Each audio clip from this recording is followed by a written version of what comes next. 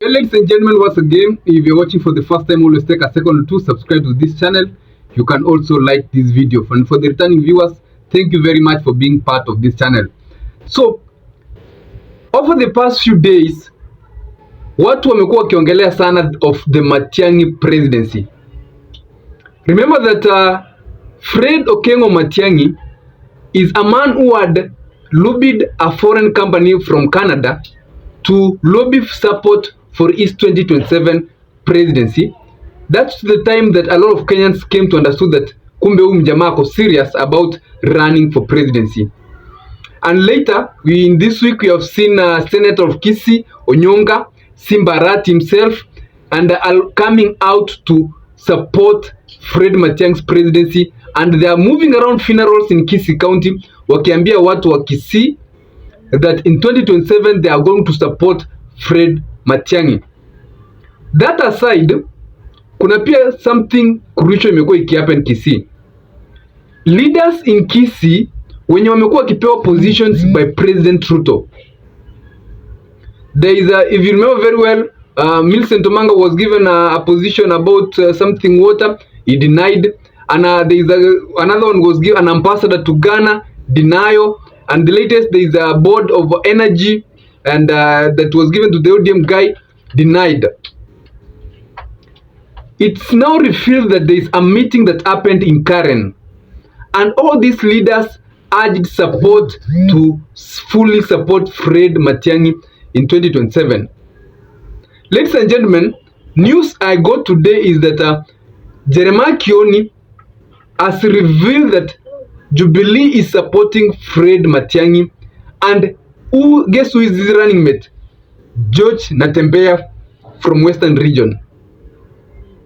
So it's a Matiangi Natembeya ticket. In this analysis, ladies and gentlemen, I want you to stay with me so that I can give you how that ticket will look like and what's the prospects of that ticket in terms of getting votes from the entire nation. Ladies and gentlemen, number one, remember that I have always said that in the 2027 presidency, itakuwa ni a very competitive presidency. Ruto in it, Rigathi Gachagua, Kalonzo in it, and let's say that as I'm talking now, Matiangi and Natembeya are going to be a ticket aside. That's of course not ruling out the possibility that Matiangi and Natembeya can join with Rigathi Kalonzo. But assuming there are different coalitions, 2027 presidency is going to be very competitive and it needs resources. So Matiangi having a Jubilee ticket, resources confirmed. Why? Uhuru Kenyatta is the party leader of Jubilee party. He comes with the resources. He's a former president. He can mobilize resources, and he comes from a background that can easily support a presidential ticket without a lot strain in terms of resources. So for the resources, I think Matiangi, there was a question about resources, about funds, what it entails to run presidency. So the resources tick for Fred Matiangi. Number two, let's talk about numbers. Each coalition inaweza pata numbers, and what does it look like? Okay, Matiangi comes from Kisii, Gusii region that is been supporting Raila Odinga for the very long time. And when votes of Kisii region are put together, that's Kisii and Nyamira, they are up to about 700,000 votes. If the Kisii are going to with the registration within that has happened within the 2 to 5 years, let's give them at 900,000 votes. The turnout of Kisii in 2022 was about 500,000 votes. Let's say now that they will be having a candidate of their own, Matiangi is going to get 700,000 votes from Kisii region. And Kisii are people, when you are spread sana Kenya, they are everywhere. Everywhere you go, you get a Kisii person. You go to Nairobi, kuna wa Kisii. You go to Western, kuna wa Kisii. You go to Mombasa, kuna wa Kisii. And the outside population is about 500,000 votes. So, at the worst case scenario, Matiangi has 1 million votes from the Gusii region. Akona ile million moja ya wa Kisii. Let's analyze about George Natembeya. Natembeya if you watch the Wetangula funeral, there was that controversy, and a lot of leaders, a lot of people are coming out to painting him as the kingpin of Western region. Kuna hiyo rango yenye inaendelea kati ya Natembeya na Wetangula, but a lot of it's now seeming that Western region is leaning a bit to Natembeya. So Western region is a rich vote region. Now the biggest problem that is going to be is that where will President Ruto pick a running mate? Let's say President Ruto will pick a running mate from Luo Nyanza, because Raila will be supporting him if he wins AU. Matiangi picks a running mate, George Natembeya from Western region. Who do you think is going to get votes from that Western region? According to me, they are going to get 50-50% because Western region has Raila Odinga supporters. Some of them might decide to defect and some might maintain. Now, Pierre Ruto will be making movements into the Western region. So 50-50%. That's about 1.5 million votes. So Natembeya Matiangi tickets picks up with 2.5 million votes. Hizo ni zile zenye wanakuja nazo kwa meza. 2.5 million votes. 2.5 to 3 million votes. Other factors that are going to play out now. Matiangi is not only a Gusii leader. Hizo zenye nimekuwa nikisema ni zile za nyumbani. Hizi ni zile za nyumbani za unakuja nazo. Like we know when President Ruto was coming to the table, he came with the color. Obvious, that's how politics in Kenya is played out. Unakuja na kura zako za nyumbani, ndio watu wanaangalia zile zenye utajaza na potential yako ya kupata votes from other parts of Kenya.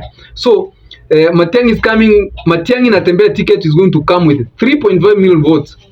2.5 to 3 million votes, I mean, ladies and gentlemen. So, and then they're going to pick votes from each and every part of Kenya. So, the goodness with Matiangi has a national image. Alikuwa interior akaperform, alikuwa education akaperform, alikuwa kwa Ministry of Information akaperform, yende letters analog digital, akaenda education akapaint school buses yellow. In short, Matiangi is known very well with a lot of Kenyans. Hata yule mtu mwenye watching news, the mama mboga in Laikipia, mtu anachunga ng'ombe atakwambia anajua Matiangi. So Matiangi has that global image. He can pull votes from everywhere. Number two, Matiangi is perceived as a serious man with the changes he brought. He's not a joker. Wajakoya was not the entire nation, but he didn't receive votes because some people were like, is he serious? Is he not serious? Like, but Matiangi has that serious image.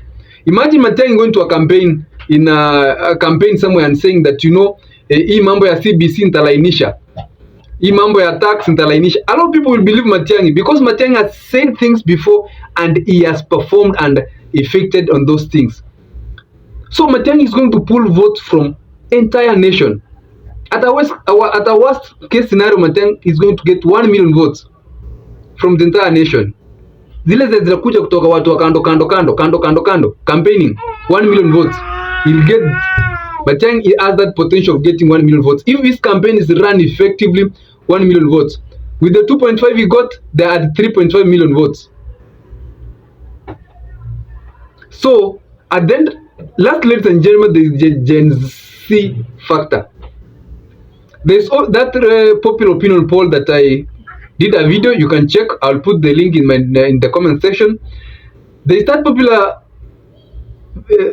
opinion poll that was done on X handle by one of the very common X handle that even hosted President Ruto after the June protest last year. And Matiangi led that opinion poll with 35%. Of course, number 2 was Kioni with that 4%.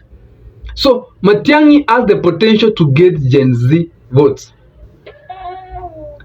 After all, we are going to have Matiangi, Rigathi Kalonzo, and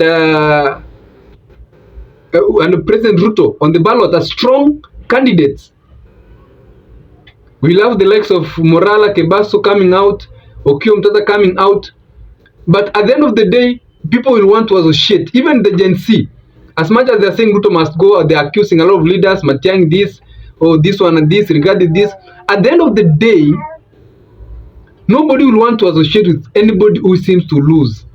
Hata kama mtu ni mzuri aje, we have had good people running for presidency, but when the numbers don't favor them, nobody will want to associate with them. So Gen Z will have to choose of the 3 candidates who is going to be supported mostly, and I believe Matiangi is going to get a major boost of the Gen Z votes. Gen Z votes pia ni si they are not regional votes, they are votes that are coming from every part of the country. And remember that kids who were born as late as 2008 will be voting the 2027 general election. So hiyo Gen Z vote pia Matiangi atapata.